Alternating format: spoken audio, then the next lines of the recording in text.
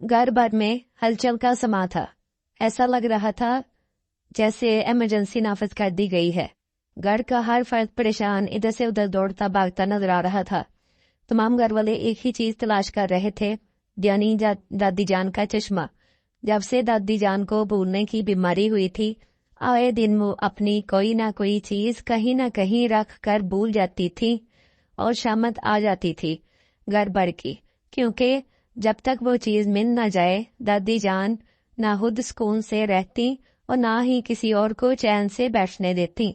और चश्मा तो उनके लिए बहुत हसास और नाजुक मामला था, क्योंकि इस ज़ईफ़ी के आलम में भी दादी जान अपने बचपन के शौक और मशगले कुतुब बीनी के बगैर नहीं रह सकती। नज़दीक की नज़र कमज़ोर होने की वजह से दादी जान पढ़ने के लिए चश्मा लगाती थी। कल शब ही तो उन्होंने अपने छोटे से कुतुब खाने से नसीम हिजाजी की किताब खाक और खून निकाली थी, जो आज उनको पढ़नी थी। आज सुबह जब कुरान हकीम पढ़ने के लिए दादी जान ने मेज से अपना चश्मा उठाना चाहा तो वो अपनी जगह मौजूद ना था। बस उसी वक्त से चश्मे की तलाश जारी थी। घर के हर कोने की तलाशी ली जा रही थी। मुख्तलिफ अफराद मुख्तलिफ समतों में चश्मा ढूंढ रहे थे, हत्ता के वॉशिंग मशीन, फ्रिज और कपड़ों की अलमारी तक में चश्मा तलाश कर लिया गया। अम्मी ने तो बावर्ची खाने में मसालों की बर्नियों तक में चश्मा देख लिया था। परेशानी में दादी जान का ब्लड प्रेशर बढ़ गया था, जो उनकी सेहत के लिए खतरा था। अम्मी ने जल्दी से ब्लड प्रेशर की दवा देकर उनको आराम करने को कहा, लेकिन तलावत कलाम पाक के बगैर दादी जान को बेचैनी हो रही थी। जो सूरतें उनको ज़बानी याद थी वो पढ़ चुकी थी, और फिर आज तो उनका कुरान पाक खत्म होने वाला था।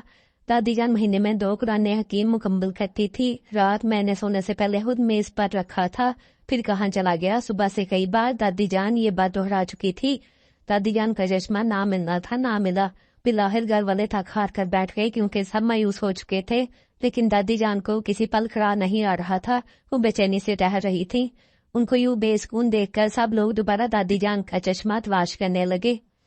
दादी जान ने ऐलान कर दिया कि अगर चश्मा ना मिला तो वो आज ही आंखों के डॉक्टर के पास जाकर आंखें टेस्ट करवा कर अपना चश्मा बनने को देंगी। अब्बा मियां ने तसल्ली दी कि इंशाल्लाह। बहुत देर से घबराहट में चहल कर कदमी करती दादी जान बहुत उदास और परेशान अपने तख्त पर आकर बैठ गई। दादी जान की आदत थी पान की कलोरी मुंह में डालकर मुतालिया शुरू करती। सुबह से दादी जान को परेशानी में पान खाने का ख्याल तक न आया था। चाश्त की नमाज पढ़कर उन्होंने पान खाने की नीयत से पानदान खोला तो सामने ही पानदान की ट्रे में दादी जान का चश्मा रखा हुआ था। अरे ये तो यहाँ रखा है पानदान में। दादी जान ने पेशानी पर हाथ मारते हुए कहा, मैंने तो मेज पर रखा था, यहाँ कैसे आ गया। पल भर में घर भर में खबर फैल गई कि दादी जान का चश्मा उनके पानदान में रखा हुआ मिल गया। अब्बा मियाँ हंसती है, ये तो वही बात हो गई बच्चा बगन में टंडोरा शहर में। ये सुनकर गुड्डू मियाँ ने बेसाख्ता कहा, लेकिन यहाँ तो कहावत ही बदल गई। चश्मा पानदान में तलाशी घर भर में। दादी जान जो चश्मा मिलने के बाद पुरस्कून हो गई थी, हंसते हुए कहने लगी, वाह गुड्डू मियाँ बहुत खूब।